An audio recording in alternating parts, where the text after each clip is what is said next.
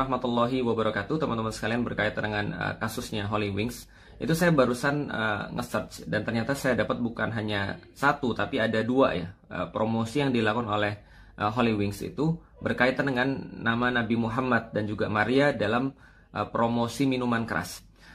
Dan bisa kita lihat bahwa dari diksi dan juga promosinya setidaknya kita tahu bahwa ini kayaknya bukan ketidaksengajaan seperti yang dikatakan oleh manajemennya dalam permintaan maafnya, tapi ini adalah sebuah promosi yang kayaknya terstruktur, karena dalam diksi dan juga promosi ini mereka pengen banget untuk ngambil kontroversi, makanya disandingkan antara satu hal yang kayaknya berseberangan dengan yang lain supaya menghasilkan sebuah hal yang viral. Misalnya contoh ya kayak tadi, minuman keras disandingkan dengan tokoh religius yang saat ini ya tentu saja kalau di dalam Islam Nabi Muhammad, kalau di dalam agama Kristen misalnya Maria misalnya, karena kan jarang orang yang namanya Yesus. Nah, karena itulah kita bisa tahu teman-teman sekalian bahwa hal ini itu ya disengaja gitu loh, maksudnya penghinaan, caci maki ataupun segala macam penistaan agama itu disengaja di Indonesia sekarang. Kenapa? Karena tidak ada tindakan daripada pemerintah ataupun pihak yang berwenang untuk membuat orang-orang kayak gini kapok. Sehingga kalau kita bicara tentang Islamofobia, orang-orang bilang bahwa Islam ini bikin kekerasan, Islam ini penuh dengan kebencian. Mereka nggak sadar bahwasanya yang mulai selalu itu bukan kaum muslimin. Baru-baru ini kita lihat di Singapura juga sama. Ada orang promosi bikini dengan nama-nama Allah, nama-nama ayat-ayat Al-Quran dan seterusnya. Ini kan sangat menyakiti. Orang-orang muslim itu di mana-mana diem. Cuman mereka itulah yang seringkali diprovokasi. Nah, ketika mereka merespon dengan keyakinan mereka, dengan iman mereka menyatakan pembelaan terhadap Nabi Muhammad, mereka menyatakan pembelaan terhadap Islam, maka mereka dibilang hate speech, mereka dibilang radikal, mereka dibilang kekerasan. Sekali lagi teman-teman sekalian, kasus-kasus macam ini, Holy Wings ini cuma salah satu contohnya. Bahwasanya ada kelompok-kelompok yang mereka ini bukan kelompok beragama. Kita nggak bilang mereka dengan agama tertentu. Kenapa? Karena mereka ini adalah kelompok yang membenci agama dan mereka menjadikan simbol apapun untuk menyerang agama. Dalam kasus ini adalah mereka menjadikan nama-nama tokoh-tokoh religius untuk disandingkan dengan minuman keras. Karena mereka itu nggak mungkin atau sulit sekali atau kecil kemungkinannya. Seperti kalau saya promo, saya bilang gini, siapa yang beli hijab nanti siapa yang mau masuk Islam nanti saya kasih hijab misalnya. Itu kan adalah sesuatu yang sangat sulit. Dia pengennya cuma viral doang. Dia pengen cuma terkenal doang. Nah, sekali lagi ini adalah sebuah hal yang sistematis terjadi ada dalam pikiran orang-orang untuk mengolok-olok agama dan menganggap bahwa Indonesia ini sudah kayak negeri di luar ya, kayak di Amerika misalnya atau di Inggris misalnya, yang mengolok-olok agama itu adalah merupakan sebuah hal yang keren. Yang mengolok-olok agama itu merupakan sebuah tanda kemajuan.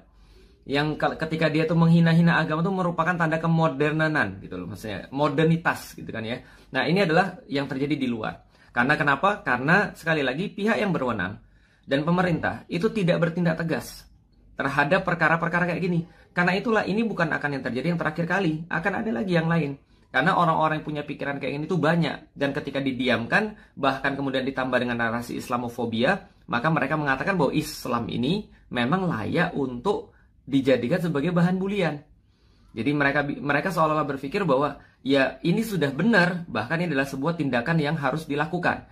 Nah, ini yang kemudian perlu kita sorotin dan mudah-mudahan kita menunggu tindakan tegas daripada pihak berwenang dan pemerintah untuk melakukan hal-hal yang membuat kapok ya terhadap orang-orang yang melakukan kayak gini.